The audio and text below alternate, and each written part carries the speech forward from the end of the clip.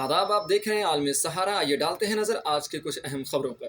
CA के मुतालिक एक अहम जानकारी सामने आ रही है। वजारत दाखिला के एक अफसर ने शहरियत तरमीमी एक्ट 2019 के उसूलों का नोटिफिकेशन जारी किए जाने से मुतालिक एक अहम बयान दिया है।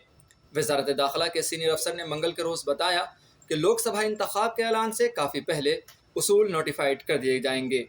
उन्होंने ये भी कहा कि हुकूमत जल्द ही सीए के लिए दस्तूरुल अमल मैनुअल जारी करेगी। इस हवाले से मीडिया से बात करते हुए AIAM के सदर असदुद्दीन ओवैसी ने कहा कि सीए आइन के खिलाफ है। ये मजहब की बुनियाद पर बनाया गया कानून है। अगर ऐसा होता है तो ये एक संगीन नाइंसाफ़ी होगी, खासकर मुसलमानों, दलितों और हिंदुस्तान के गरीबों के साथ, चाहे वो जात पात या मजहब से मुताल्लिक रखते हों। CAA is anti-constitution. It is a law which has been made on the basis of religion. And please understand that CAA must be read with and understood with NPR NRC, which will lay down conditions of to lay down conditions to prove your citizenship of this country. And I'm telling you, if that happens, it will be a grave injustice, especially to the Muslims, to the Dalits, and to the especially poor people of India, irrespective of which caste and religion they belong to. आम आदमी party के convener और दिल्ली के वजीर आला Arvind Kejriwal excise policy case में पूछगछ के लिए तीसरी बार ईडी के सामने पेश नहीं हुए। उसके अलावा सीएम केजरीवाल ने भी ईडी के समन का जवाब दिया है। ईडी को भेजे गए जवाब में उन्होंने कहा है कि दिल्ली में राज्यसभा के इंतखाबात हैं। आम आदमी पार्टी के कौमी कन्वीनर की हैसियत से मैं उसमें मसरूफ़ हूँ। दिल्ली का वजीर आला होने के नाते मैं भी 26 जनवरी की तैयारियों में मसरूफ़ हूँ। लेकिन अगर आप सवालात की फहरिस्त भेजना चाहते हैं तो मैं उनका जवाब ज़रूर दूंगा। इसी हवाले से दिल्ली के वजीर आला अरविंद केजरीवाल के ईडी के सामने पेश न होने पर दिल्ली हुकूमत के वजीर आतिशी ने कहा कि जब 2 बार समन आए तो अरविंद केजरीवाल ने वाज़ह तौर पर ईडी को खत लिखा जिसमें कई सवालात पूछे गए हैं। जब 2 बार समन आया तो अरविंद केजरीवाल जी ने स्पष्ट तौर पर कई सवाल पूछते हुए इन्फोर्समेंट डायरेक्टोरेट को चिट्ठी लिखी। उन्होंने पूछा कि मुझे किस आधार पे, किस बिना में, किस कैपेसिटी में बुलाया जा रहा है। क्या मुझे एक विटनेस के तौर पे बुलाया जा रहा है? क्या मुझे एक अक्यूज्ड के तौर पे बुलाया जा रहा है? क्या मुझे दिल्ली का मुख्यमंत्री होने के नाते बुलाया जा रहा है? क्या मुझे आम आदमी पार्टी का नेशनल कन्वीनर होने के नाते बुलाया जा रहा है? लेकिन तीनों बार चिट्ठी भेजने के बावजूद ईडी ने आज तक अरविंद केजरीवाल जी के सवालों का जवाब नहीं दिया। ईडी के अफसरों को भी पता है कि ये समन इल्लीगल है, गैर कानूनी है। अगर इसका कानून में आधार होता तो ईडी अरविंद केजरीवाल जी की चिट्ठी का जवाब क्यों नहीं देती? वो स्पष्ट तौर से समन में लिखती क्यों नहीं कि क्यों बुलाया जा रहा है? लेकिन ईडी के अफसरों को भी पता है कि समन गैर कानूनी है। सुप्रीम कोर्ट ने अडानी ग्रुप को लेकर पिछले 1 साल से चल रहे तनाज़ुर को खत्म कर दिया है। सुप्रीम कोर्ट ने इस मामले की तहकीकात के लिए SIT बनाने का मुतालबा मुस्तरद कर दिया है। अदालत ने कहा है कि इस मामले की जांच securities and exchange board of India यानी कि सेबी ने की है और वो इससे मुतमईन है। दरख्वास्त गुजार कोई भी ठोस बुनियाद पेश नहीं कर सके, जिसकी वजह से तहकीकात की जिम्मेदारी किसी और एजेंसी को सौंपने की ज़रूरत है। ख्याल रहे कि अदालत ने सेबी को 22 केसेस की तहकीकात सौंपी थी, जिनमें से 2 की तफ्तीश अभी बाकी है। अदालत ने सेबी को 3 माह के अंदर तहकीकात मुकम्मल करने की हिदायत दी है। पहलवान साक्षी मलिक ने कहा कि हुकूमत ने नई फेडरेशन को मुअत्तल कर दिया है। मैं उसका खैर मकदम करती हूँ। बृजभूषण शरण सिंह गुज़िश्ता 2-4 दिनों से हम पर इल्ज़ाम लगा रहे हैं कि हम बच्चों के हुकूक को मार रहे हैं, उनका मुस्तकबिल ख़राब कर रहे हैं।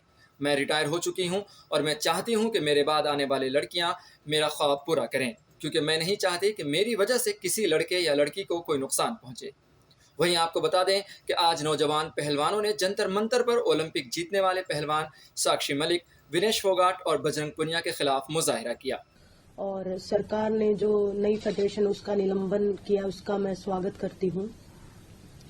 और जैसे ही चुनाव हुए तो बृजभूषण ने जो बेउदगी की वो सब पूरे देश ने देखा। 2 घंटे के अंदर अंदर ही उसने जो है अपने ही घर में नेशनल रख दिया बिना किसी नियमों को जाने। और ब्रिजभूषण ताकतवर है, पर इतना ताकतवर है ये हमें मालूम नहीं था। और अभी 2-4 दिन से भी एलिगेशंस लगा रहा है, 2-4 दिन से नहीं काफी दिनों से एलिगेशंस लगा रहा है कि हम जो है वो जूनियर बच्चों का हक मार रहे हैं, जूनियर बच्चों का फ्यूचर खराब कर रहे हैं। मैंने संन्यास ले लिया है और मैं ये चाहती हूँ कि जो मेरे बाद आने वाली जूनियर लड़कियां हैं, बच्चियां हैं, 62 किलो में जो है वो मेरा सपना पूरा करें। मैंने ब्रॉन्ज जीता है, मैं चाहती हूँ कि पेरिस ओलंपिक में 62 किलो में जो भी नई लड़कियां हैं वो गोल्ड या सिल्वर जीते देश के लिए। और हेड ऑफ कमेटी ने सीनियर नेशनल अनाउंस किया है और मैं चाहती हूँ कि अंडर 15, 17, अंडर 20 का भी नेशनल वो जल्द से जल्द अनाउंस करें, क्योंकि मैं नहीं चाहती कि हमारी वजह से किसी भी बच्चे बच्चियों का जो है रेसलिंग में नुकसान हो। और हमें जो है नई फेडरेशन से कोई दिक्कत नहीं थी, सिर्फ हमें एक आदमी से दिक्कत थी, संजय सिंह से। और अगर नई फेडरेशन दोबारा आती है तो उससे कोई प्रॉब्लम नहीं है, ना ही हमें एड हॉक कमेटी से भी कोई दिक्कत है।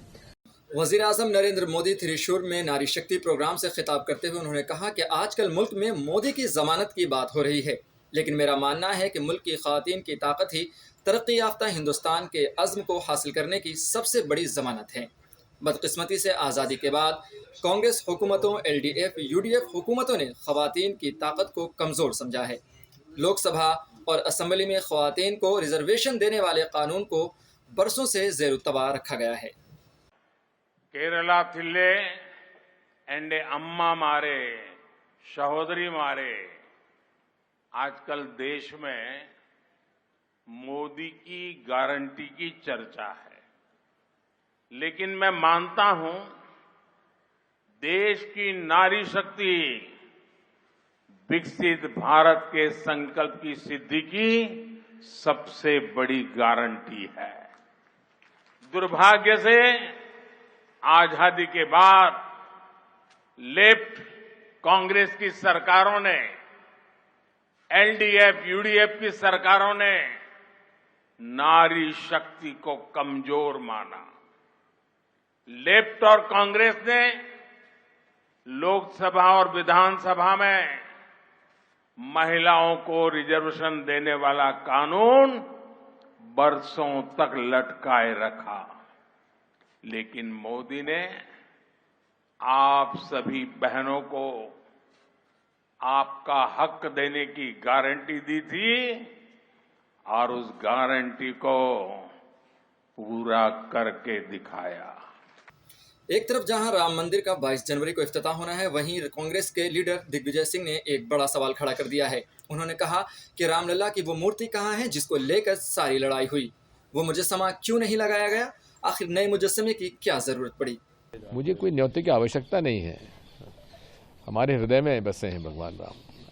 नेता मतलब कांग्रेस के किसी नेता का? पहली बात तो यह है कि जिस रामलला की लड़ाई पर, मूर्ति पर सारा झगड़ा हुआ, वो मूर्ति कहाँ है, वो मूर्ति स्थापित क्यों नहीं हुई, नई मूर्ति कहाँ से आ रही है, वो रामलला की मूर्ति जिस पर कि सारा झगड़ा हुआ वो कहाँ है, इस पर हम लोग उनसे पूछना चाहते हैं कि नई मूर्ति की आवश्यकता क्या पड़ी। नए साल के पहले ही दिन जापान में आए ज़लज़लों ने तबाही का मंजर पैदा कर दिया और हालात मामूल पर आने में अभी वक्त लगने वाला है। ज़लज़ले की वजह से हुई हलाकतों की तादाद बढ़कर 64 पहुंच गई है और कई मकामात पर राहत रसानी व बचाव का काम जारी है।